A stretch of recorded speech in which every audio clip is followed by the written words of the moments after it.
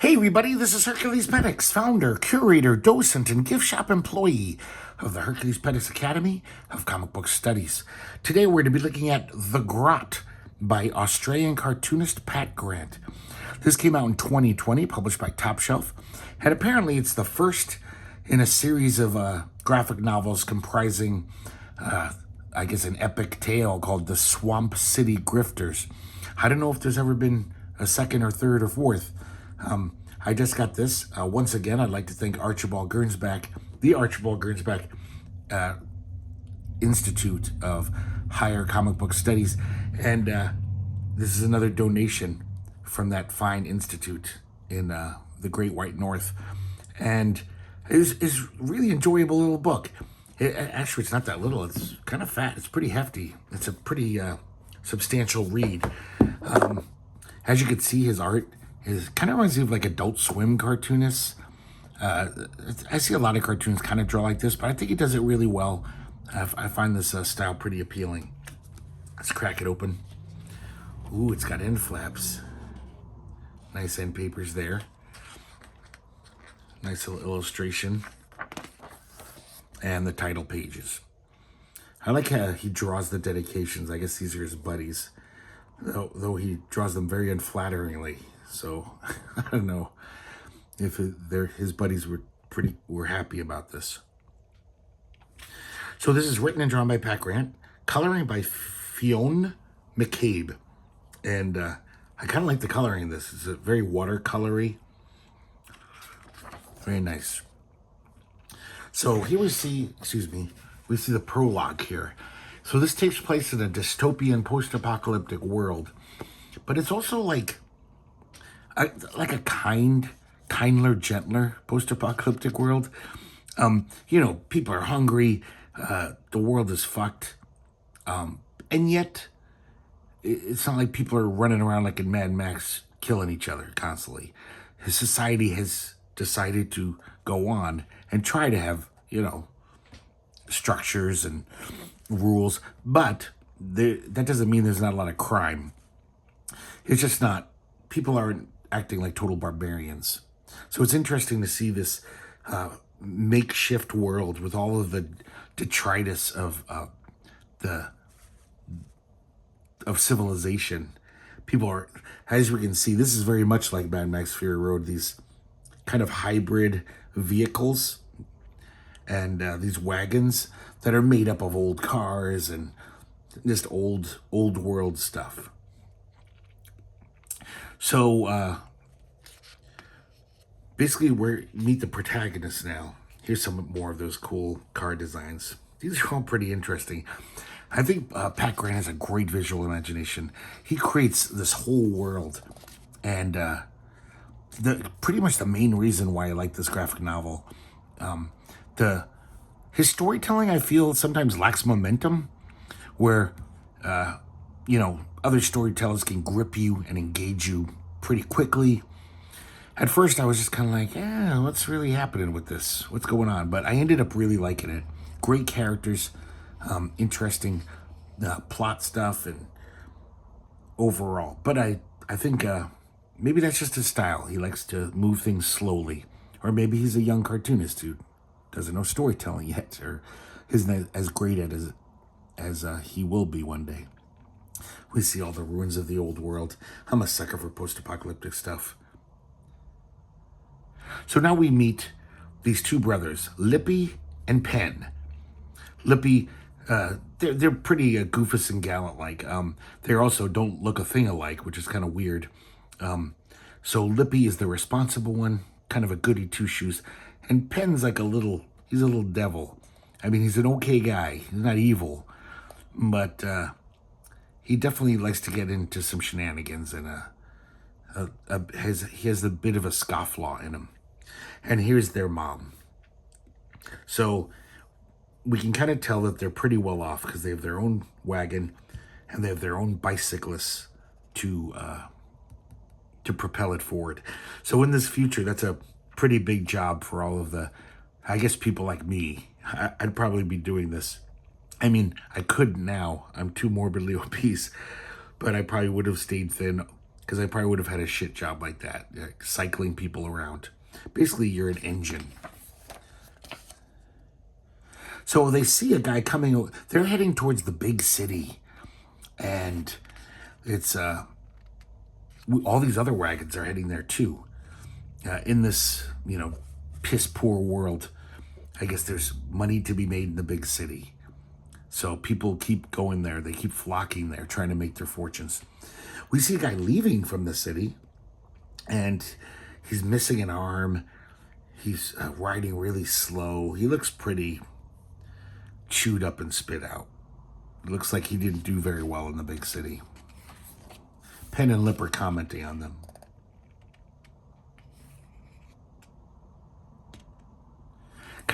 This book almost seems like maybe it was marketed for young adult fiction.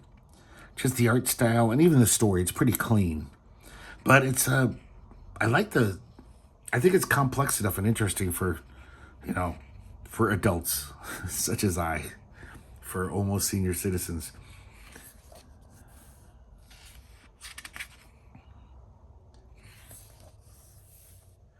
So Penn kind of almost teases the guy. We realize Penn's just kind of not the nicest guy. And a few days later, from chatting with other wagons on the way to the city, the rumors start to circulate. They hear these rumors that this guy, he was in the city and he was in the swamp and he cut his finger and he got sepsis and had to get his arm chopped off.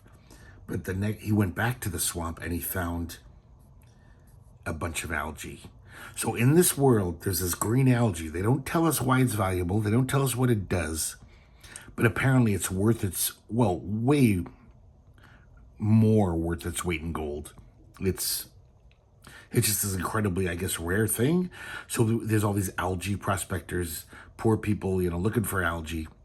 So the rumor circulates that this guy, scored. He traded all for a bunch of gold coins and went back home. That's why when they saw him. And that's the reason why he was riding so slow. He's not because of his arthritis, because his little wagon was laden with gold coins. Now this is just a rumor. We're not sure if this is true. And as we see this guy riding away, the look on his face, it does seem like, no, that's just a rumor. That poor guy just got, spit out by the city. I like these little title pages with the beautiful watercolor. Pretty nice looking. So the mother's pretty, she started this business. That's why they're pretty wealthy in this world. I guess they sell like some kind of medicinal yogurt. And they're going to the big city to set them up a shop. So they can set up shop. And she's going to relinquish control of the business.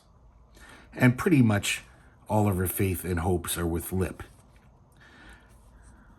She knows that Penn's kind of a ne'er-do-well. So she's giving him all this advice.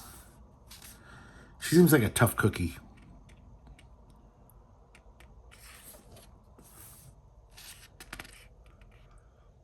And they also look more alike. So I don't know where Penn came from. Maybe she had an affair with someone.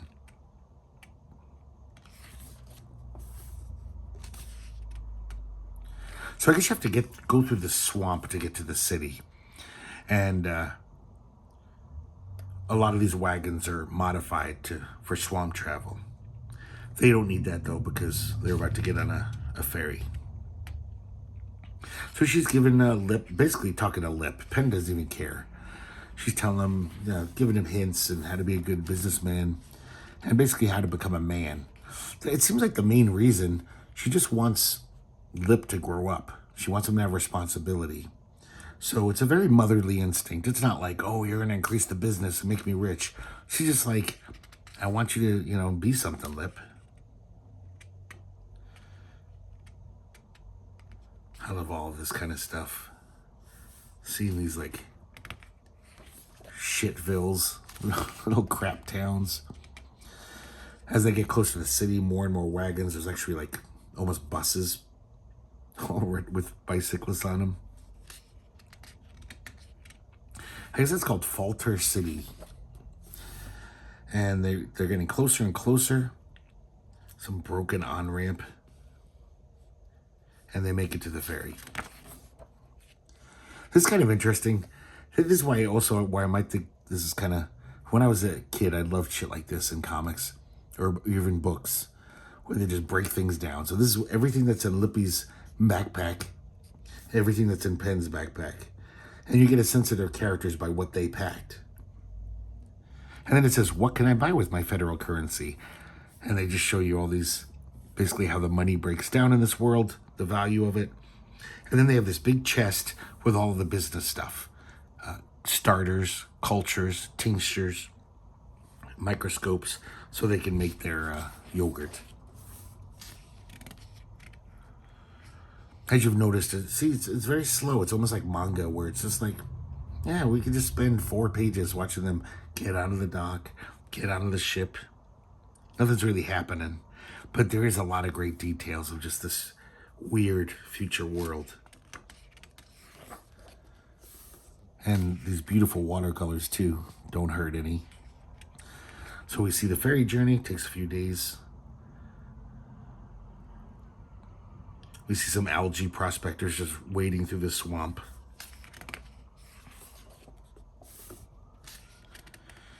And in the middle of the night, Lippy goes down to their chest, their trunk, and he tests the cultures.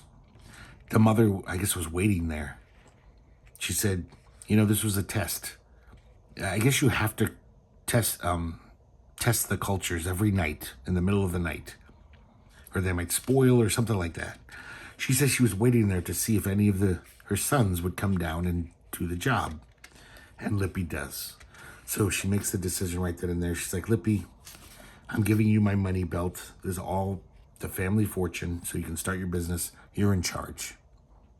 You've proven time and again that you're the responsible one.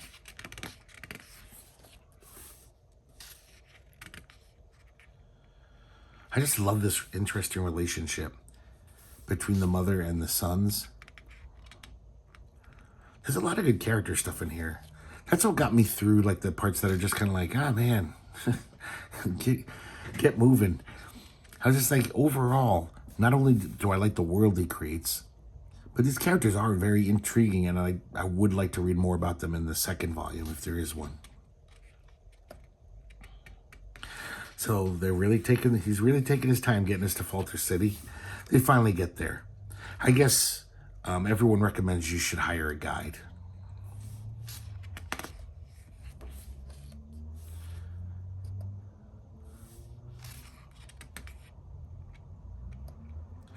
And they finally get their first full glimpse of the big city.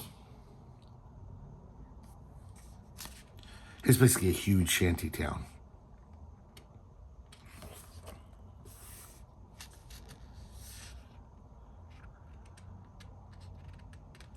So I guess there's a new plague going on, kind of implying that maybe that's what brought the world to this state. There was a huge, pandemic, but now another littler plague has sprung up. When they get to the dock, they see it's teeming with people, and the ferryman's all like, oh, those are people trying to leave. Not everyone gets rich out here. So basically, like that old man we saw, this city really chews up people. So a guy happens to be on ship right next to him, this guy Gray, Mr. Gray. And Lippy says, hey, are you for hire? I want to hire you to be our guide. And then Penn makes fun of him about his decision. So he's like, who would you pick for a guide? And of course, Penn has got a little bit of trickster god in him. He's a little low-key. He looks down at the dock and he sees this total asshole teenage girl just being a total dick to everyone around her. So he yells out to her, hey, you want a job? We find out later that he basically just wanted to hire the person that would annoy Lippy the most. So they get off the ship.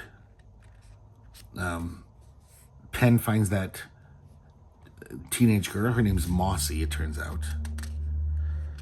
And he says, you're hired. Just stick with us. Part 2, Ambient East. This is nice, just seeing the city. Little snapshots. There's these wild chickens running around.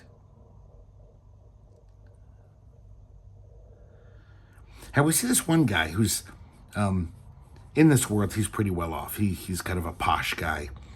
And the chicken is pecking at his feet.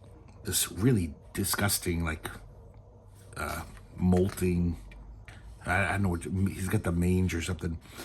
And this woman runs up and says, oh, grab him for me, please. It's my chicken. So he grabs the chicken, and she's like, thank you so much. And I like how in this world, like, if you actually have an old t-shirt, you know, with the design on it from before the end times, it's worth, it's like really a status symbol. It's like having a Ming vase or something now, or a Fabergé egg. So she invites him out to tea. More just snapshots of the city, just showing the abject poverty of this city.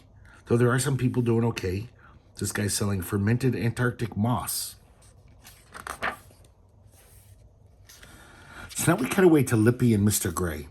They're at breakfast, and, oh, I'm sorry, Penn and Mossy are there. And when Lippy sits down, he feels a bulge under his seat. It's a wallet, and it's full of money. $6 million. Lippy, being the little goody two-shoes, he's like, what should I do? Of course, Penn is like, keep it. Mossy's like, you idiot. And he's not having it. He's like, what about the person who lost it? Maybe there's some details in the wallet. And it's a hotel receipt. And I guess the hotel's right next door. So Mr. Gray actually says, you know, I know this is maybe stepping outside my bounds, but maybe this is a sign. Maybe it is a place where people come to make their fortunes. Maybe you should keep the money. It wouldn't be the worst thing, would it? You can return the wallet and keep the cash. And he's outraged. Lippy's like, oh, well, maybe you're not the guy I thought you were. I want an honest person. So he walks across the street to the hotel. Everyone in this world's a grifter. You can't trust anyone. Even the guys who work at the hotel lobby. So he goes up there. And here's this woman who looks pretty prosperous.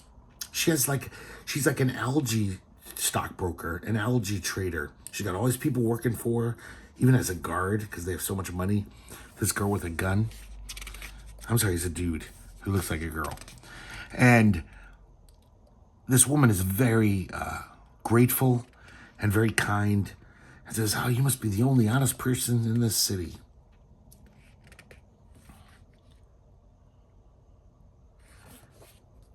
And she says, anytime, you know, I owe you a favor. Anytime you want to call it in.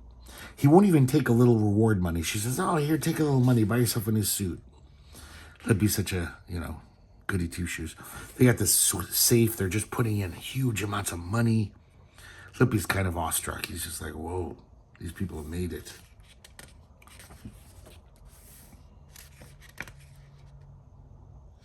So when he says that they're staying at the hotel across the street, the Marigold, they say, the security's not very good.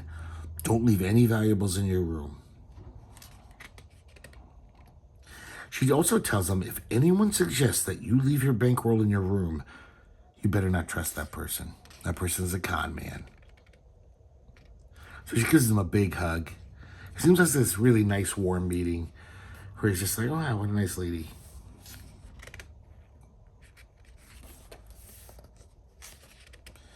Now we cut away to that woman and the rich dude. She shows him this fermented, soggy grain that she has. I guess there's all this yeast in the air. And he tries some. And it's almost like a drug, or it's almost like alcohol. Because he can't even, at one point, he can't even stand up.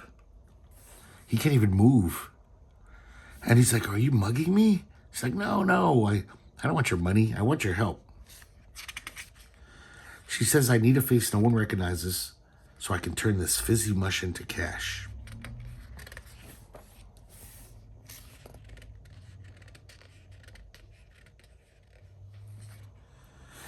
Now we cut away to the brothers and their guides.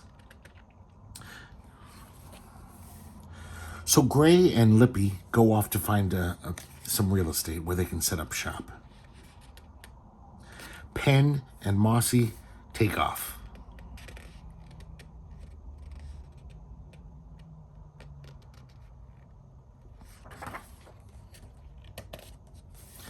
Sometimes the characters almost look like Tom Hart drew them. Do you remember that cartoonist, Hutch Owens? If he put a lot more detail in his work. He's just got this kind of goofy ungainliness to the characters. I love that panel.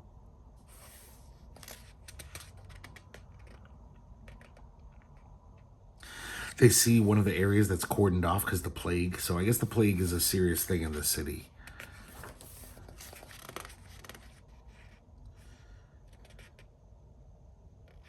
Now we cut away to Penn and Mossy. She takes him to an underground cockfight. She points across the crowd and says, see that other redhead over there? That's my sister. She's with a mark right now. And it turns out it's that woman with the fermented grain. She's with that guy. And she basically says, oh, everyone knows me here. Could you place a bet for me? Here's the money. Here's $5 million.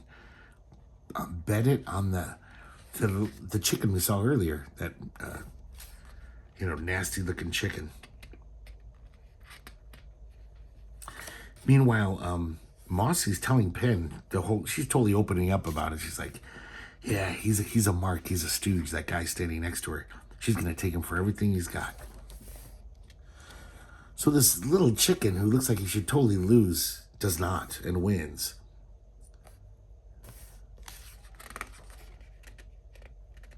And Mossy wins the bet. Later on, they're eating some chicken, probably the losers are then cooked.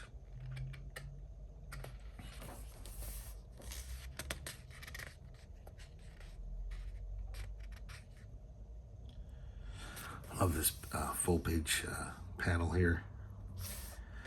Just the city and the swamps. So now we're back to Lippy and Gray looking for places to set up shop. They're all pretty terrible.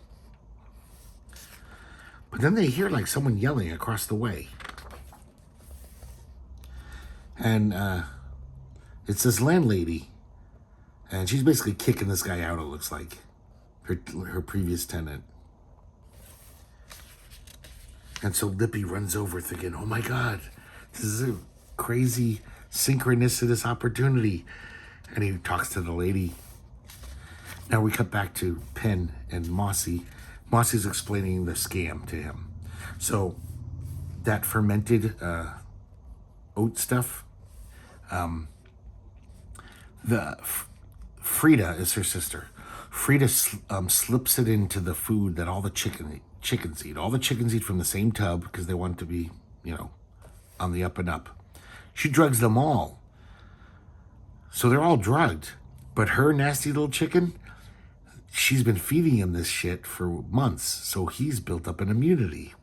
So he doesn't feel the drugs. So that's why he always wins. And then, of course, after that, it's a matter of just finding a mark.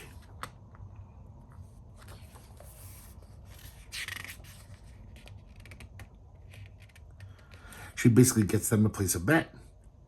And then eventually the guy sees how great the scam is. And he's like, oh, I'm going to bet my own money.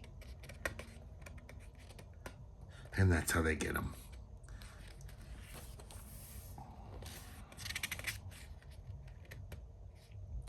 I love this kind of comment about human nature where she's like, oh, yeah. And then he wins a few times and then you let him go. And he's like, what? You just let him leave? She's like, yeah, you got to give him time to stew. Because She says that no matter how much those gamblers win on this sure thing, even when they bet their own money, no matter how much, instead of being like, wow, I did really good today, I won all that money, they're not going to think that. They're going to think, all they're going to obsess about is, why didn't I make my bet bigger? And she says, trust me, Penn, they always come back. Because he says, what if they don't come back? And they don't lose more money there to make it make you break even.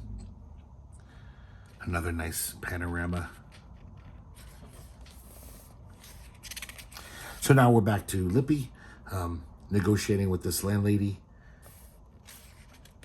She asks for $5 million up front, but she demands it be in gold, not this currency that he has. So he agrees to meet her tomorrow morning, the next morning, and he give him time to go to the gold exchange. Mr. Gray kind of leaves, and she says, psst, because he's at an earshot. She says, that man you're with, he is a con man. I know this for certain. Do not trust this man. So there's all these, like, Mr. Gray seems like an up-and-up guy, but all these people are telling Gray, like, this guy's probably taking you for a ride.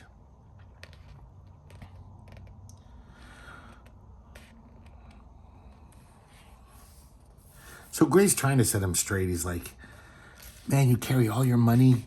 You didn't tell me. I didn't realize you had so much money. It's all in your money belt around your waist. Man, you got to be careful. You got to keep that in your hotel room.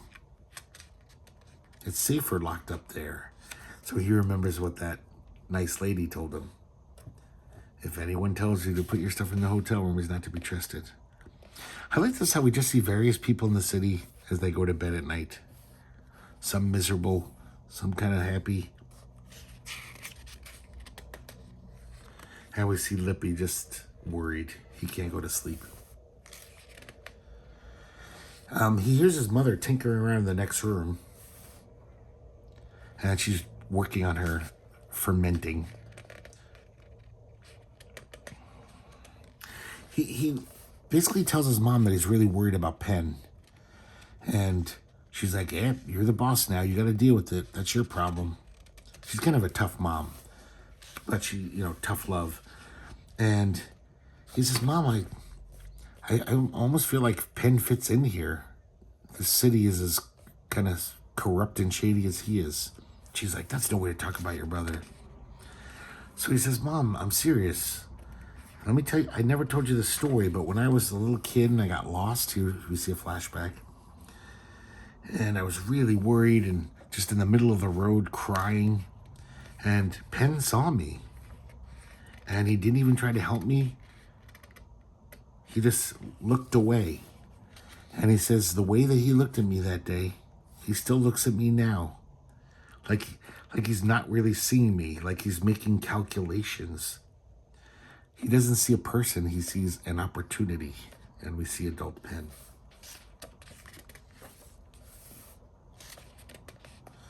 Now we see that rich kid. And he's not going to sleep either. Mossy was totally right. He's obviously just thinking about like, oh my God, I should have bet more money. And so he actually steals money from his parents' safe. He figures it's such a sure thing, he'll just pay it back the next day. Really nice colors in these night scenes. Look at that night sky. That's gorgeous. Part 3, the Stang. And we see Lippy and Penn wake up. Lippy's all excited about getting his place.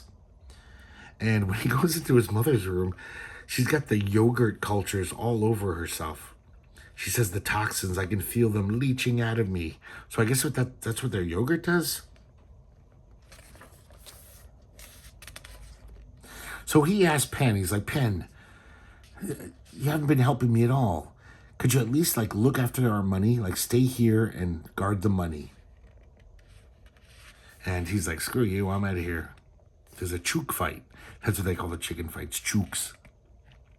So he hides it under his bed. Gray shows up, says, okay, let's go down there. Let's go to the exchange. But then he runs back. He says, I got to do something. Grabs the money belt. runs. Oh my God, you know what? I totally forgot. Okay, sorry guys, I forgot to point it out. But maybe it's coming up. But there's one, you know how they keep showing all these background characters, all these interesting characters? At one point, he drew R. Crumb and Aileen Kaminsky Crumb in the crowd, as if they're still alive in that day, in this future. So I'm sorry to interrupt, and I hope I didn't miss it, because it's pretty cute. So he runs up to that other hotel, where the nice lady has her offices, and he says, hey, I'd like to call in that favor now. Could you put this in your safe? Just for a few hours. And she's like, of course. Now this is weird. They kind of cut away once again to this almost explanatory diagram stuff. And we see a band.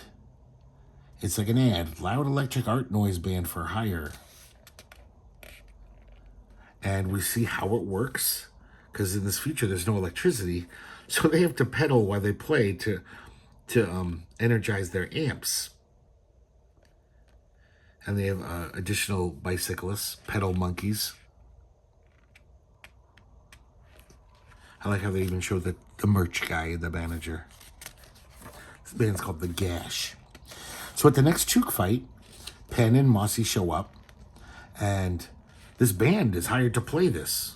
I guess it's an added attraction. This guy kind of looks like Father Guido Sarducci. He's the guy who takes all the bets. So the band starts playing. And Penn's kind of excited. He's really into this whole shady business. And she's like, get ready. Here's where the stang happens. So the rich guy shows up. And he's like, hey, I brought a bunch of my cash this time. And she's like, what? I can't hear a thing. So she's just like she's doing this on purpose. She's kind of mumbling and saying, Red Chook. That's the one they bet on last time. Blah, blah, blah, blah, blah. Red Chook. Huh? Red Chook. Oh, yeah. Bet on the red one, like yesterday. And she nods. And, of course, the music is blaring. So he goes and he lays a huge bet. So huge that the guy's like, what are you trying to clean me out? Is this some kind of scam? And he's like, oh, if that's too big, kind of hurts his pride. So he's like, fine. Here's your slip. You can bet all his money. So the cockfight begins. The Chook fight begins. And, of course, Penn is barely watching the Chook fight. He's just fascinated by this whole grift. I like this page. If you barely see the Chook fight, just feathers flying all over the panels. And the red Chook does not win.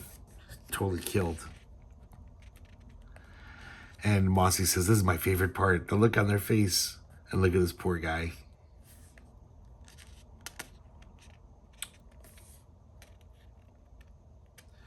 And I guess the band stops playing so they can hear each other. He says, what just happened? And Frida says, we just made a killing. He's like, no, I put the money on the red Chook. And she's a good grifter. She's like, what, you freaking moron? I told you not to bet on the red Chook. That's what the whole business of having the band there was about. So there could be all this noise, so he could not understand her. She says, I didn't have the chance to spike the food this morning. You cost me $5 million. And he's like, well, I just lost $60 million. And he gets mad at her. And then Penn runs over and says, hey, lay off. And of course, he's like, who the hell is this? And she's like, I have no freaking idea. Then the cops bust in. I love these cops. It looks like they have half of a barrel as their shields. They just carry in front of them. So everyone scoots, especially the rich kid, because he's like, oh, I can't be caught here. I like this little montage of him running.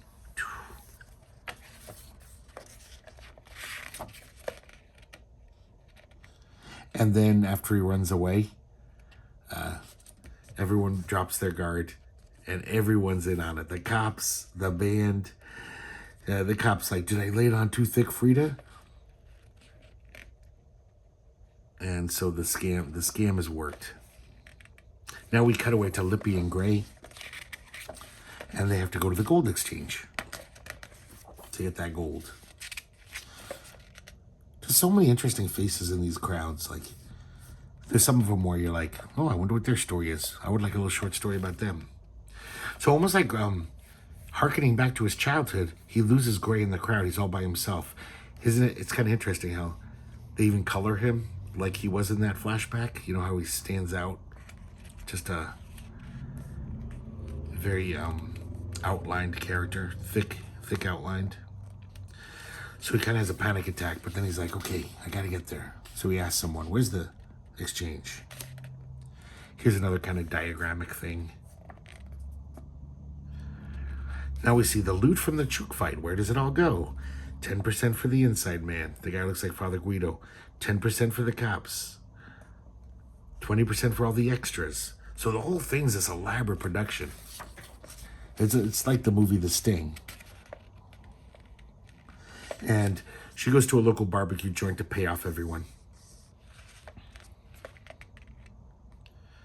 When Frida meets Penn for the first time, well, actually, let me say first, though, we do see that the two sisters do not get along very well.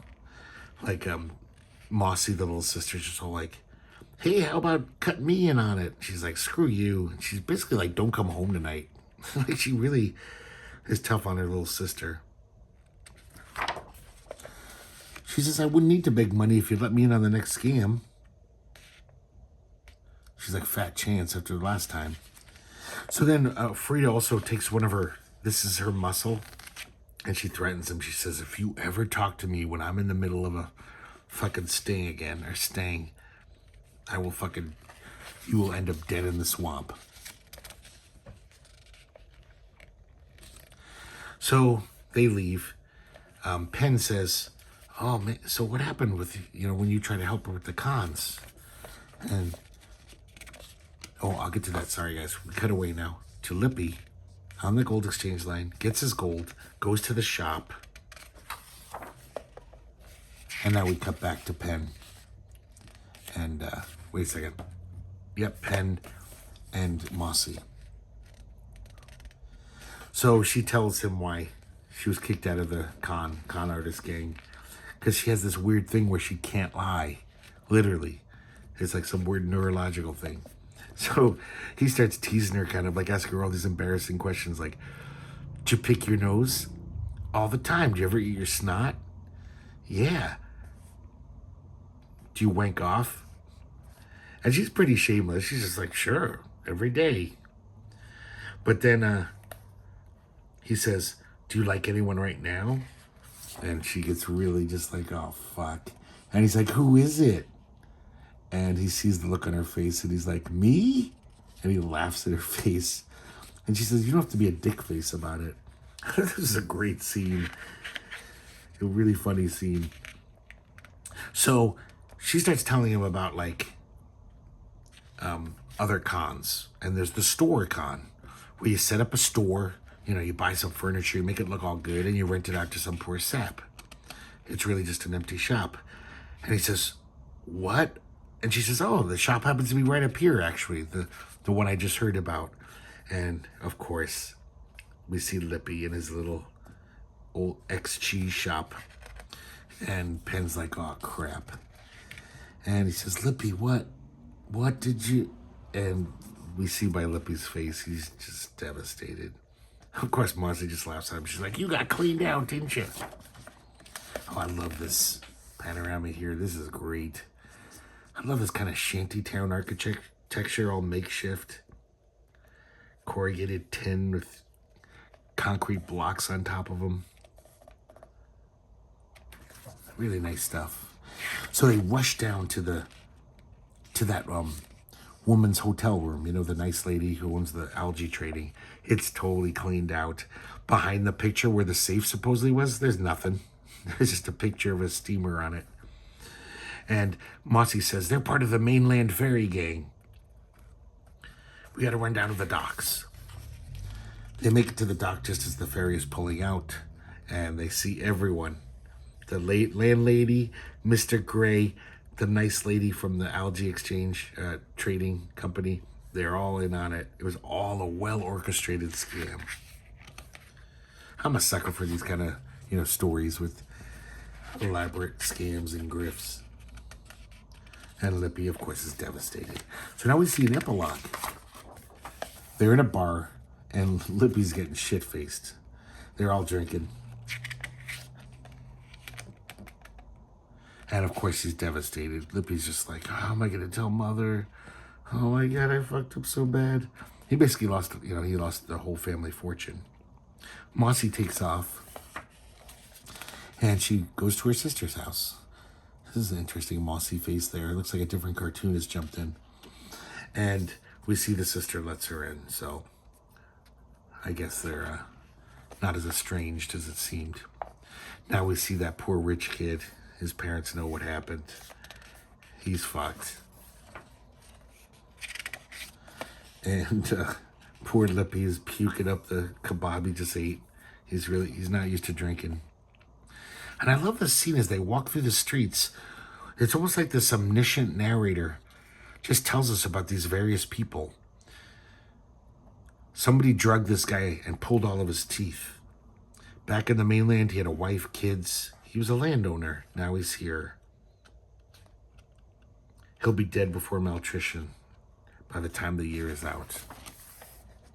This lady with a little kid strapped to her back winces as she walks home. She kind of has like some kind of foot disease. Trench foot. But she'll be back in the swamp the next day looking for algae. A month from now, they will be amputating her feet. This family of 6 embarking on a little raft trying to get out of the city. Within a few days, the magpies will be picking at their skulls like watermelons. Their heads will be sticking out of the mud in the channel. And so they get to their hotel, the 2 brothers, and it's got the plague painting on it. And all these guys in the suits are carrying up bodies, dumping them into this giant wheelbarrow. And they take the mom out. The mom got the plague. Lippy barely knows what's going on. He's half conscious. And it says, of old Falter City saying, show me a place where a poor kid can become rich in an afternoon, and I'll show you a place where a rich kid can become poor in about the same time. And that's it for, I guess, part 1 of Swamp City Grifters. Definitely would want to read the next one. I like all these. These characters are very interesting to me, and I love this world he set up. Here's Pat Grant, and here's Fionn McCabe, the colorist. He thanks a bunch of his friends with these cute little drawings. And that's it for the Grot. I really like this book. As I was reading it, I was like, I don't even know if I'm going to keep this. I was grateful for Archibald to send it to me, but I was also just like, I don't know if I dig this. But I ended up kind of really liking it. And looking forward to reading other ones, if they exist. I don't even know. So, I don't know. I guess you could see what it was kind of like from my flip through. I'm curious if any of you guys out there have read this and like it, or if I'm just stupid. But I dug it, and definitely want to read more. So thanks for watching, guys, and I hope to see you next time here at the herculespetix Academy of Comic Book Studies.